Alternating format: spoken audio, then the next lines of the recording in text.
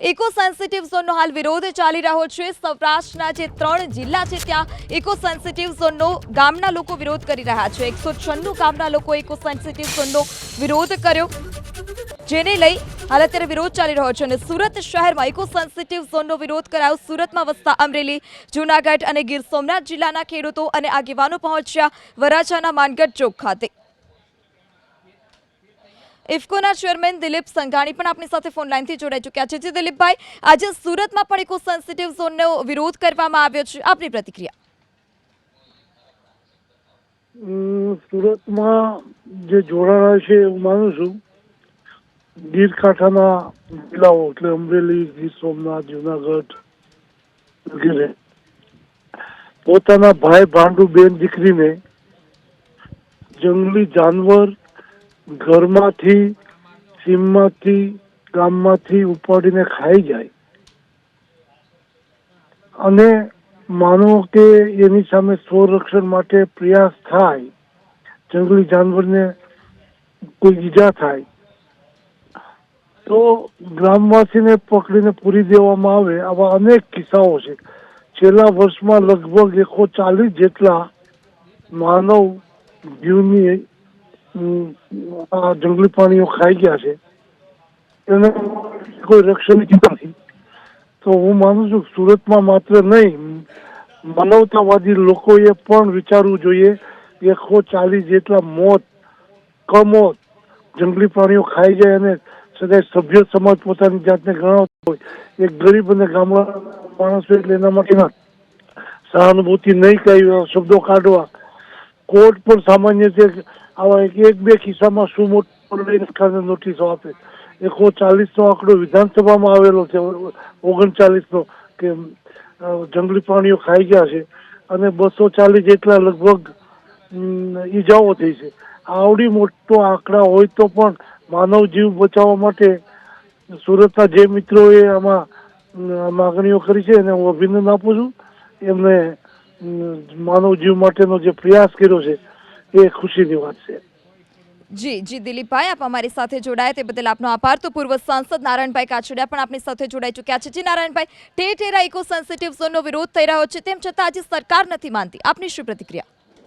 Hello જી નારાયણભાઈ, હાજી, અવાજ આવી રહ્યો છે આપને? હા બોલો। જી નારાયણભાઈ, ઠેર ઠેર આ ઇકો સેન્સિટિવ ઝોન છે તેનો વિરોધ થઈ રહ્યો છે, આજે સુરતમાં પણ વિરોધ કરવામાં આવ્યો, તેમ છતાં સરકાર હજી નથી માનતી, આપની પ્રતિક્રિયા? મેડમ, ઇકો સેન્સિટિવ ઝોન જે સરકારે આજે નહીં તો કાલે પણ એમાં વિચારવું પડશે, એટલા માટે કે જે સ્થિતિ અત્યારે અમરેલી જિલ્લામાં ખાંભા તાલુકો હોય, ધારી તાલુકો હોય કે સાવરકુંડલા હોય, ત્યાં દરેક ગામડાની અંદર અત્યારે એટલી બધી ખેતરની અંદર ખેડૂતો નથી જઈ શકતા, પણ ભાગ્યા પણ રહી શકતા નથી। અને આવું જો 5 વર્ષ જોયું હોય તો ખેતી જ બંધ થઈ જશે, કારણ કે સિંહની વસ્તી વધતી જાય છે દિવસે ને દિવસે। અને 1 વર્ષની અંદર મારા ખ્યાલથી 1 વર્ષથી લગભગ 140થી વધારે લોકોના મૃત્યુ થયા છે સિંહ અને દીપડાથી, અને લગભગ 250થી વધારે લોકોને ઘાયલ કર્યા છે। અને ફોરેસ્ટ વાળા પોતાની મનમાનીથી જે કંઈ ખેડૂતોને પ્રોબ્લેમ થાય છે એની તમે કલ્પના પણ ન કરી શકો। આટલા બધા ખેડૂતો હેરાન થાય છે। તો હમણાં 2 દિવસથી સુરતના લોકોએ જે પણ વિરોધ કર્યો છે ને એમાં પણ અમે સંમત છીએ અને અમારા વિસ્તારમાં પણ અમે ખેડૂતોની સાથે જ છીએ। એટલે આમાં સરકારે, કેન્દ્ર સરકાર અને રાજ્યની સરકાર બે કંઈ ને કંઈ વિચારવું પડશે, નહીંતર ખેડૂતોની ખેતી ભાંગી જશે અને એક બાજુ આપણે ખેતી પ્રધાન દેશ કહીએ છીએ અને બીજું બાજુ આપણે ખેડૂતોને પ્રોત્સાહન નથી આપતા, તો ખરેખર માણસના ભોગે ક્યારેય પણ સિંહનો બચાવ થાય એવું હું માનતો નથી। હા, સિંહ બચાવવા જોઈએ, પણ તો એને અભયારણ્યમાં મૂકી આવે ને જંગલમાં મૂકી આવે, બરાબર છે। આ રેવન્યુ વિસ્તાર છે અને રેવન્યુ વિસ્તારની અંદર ખેડૂતોને ખેતી કરવી કે પછી સિંહનું ધ્યાન રાખવાનું મુશ્કેલી છે, ઘણી બધી મુશ્કેલી છે। જી નારાયણભાઈ, આપ અમારી સાથે જોડાયા તે બદલ આપનો આભાર। તો આપની સાથે પૂર્વ ધારાસભ્ય અમરીશ ડેર પણ જોડાઈ ચૂક્યા છે। અમરીશભાઈ, ઇકો સેન્સિટિવ ઝોનનો જે વિરોધ થઈ રહ્યો છે તેની આગ હવે સુરત સુધી પહોંચી છે, આપની શું પ્રતિક્રિયા? આપની વાત બરાબર છે। અત્યારે જે રીતે ઇકો સેન્સિટિવ ઝોનની જે વાત છે એ સમગ્ર સૌરાષ્ટ્રની સાથે સાથે દક્ષિણ ગુજરાત સુધી પણ વાત પહોંચી છે અને સ્વાભાવિક છે કે સૌરાષ્ટ્રના ખૂબ જ્યાદા લોકો દક્ષિણ ગુજરાતમાં રહેતા હોય છે। મને એક જ વાત જાણવી છે અથવા તો કહેવી છે અથવા સમજવી છે, અને એ મહત્વની વાત એ છે કે સરકાર જ્યારે કોઈ પણ કાયદો કે કોઈ પણ બાબત લઈને જ્યારે આવે છે ત્યારે પ્રજાની સાથે સાથે રાજ્યના દરેક વર્ગ અને પશુ પક્ષી પ્રાણીઓની પણ સંવર્ધન થાય એમનું ધ્યાન રહે એના માટે કદાચ લઈને આવતા હોય છે. તો આ ઇકોઝોન વાળી બાબત જે છે એમાં હું એટલું સ્પષ્ટ પ્રમાણે કહીશ કે જ્યાં તંત્રની ખામી રહી છે ત્યાં ચોક્કસ પ્રમાણે સરકારે યોગ્ય ચકાસણી કરવી પડશે. કદાચ અધિકારીઓએ એસી ચેમ્બરમાં બેસીને પણ જો કોઈ પ્રકારના સૂચનો સરકારશ્રીને આપ્યા હોય તો પણ સરકારે ગંભીરતાથી આ બાબતમાં વિચારવું જોઈએ અને જેમ બને એમ ઝડપથી આનું નિરાકરણ થાય એવું કરવું જોઈએ.